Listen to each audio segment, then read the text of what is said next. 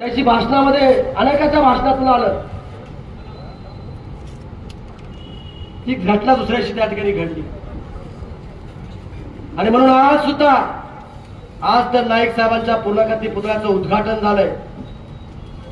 माझं स्वप्न आहे की उदगीरमध्ये उदगीर शहर ज्यावेळेस राष्ट्रराव निटोरे साहेब, बसवराज पाटील साहेब, चंद्रशेखर भोसले साहेब ज्यावेळेस ह्या भागाचं नेतृत्व त्यांनी केलं त्यावेळेस अनेक चांगले रस्ते या शहरामध्ये करून त्यांनी दाखवलेलं त्या ठिकाणी होतं आणि म्हणून आता ते पाईपलाईनची योजना झाल्यामुळं ते रस्ते त्या ठिकाणी फोडले गेले आणि म्हणून एक चांगला प्रोजेक्ट त्या ठिकाणी मी बनवलाय.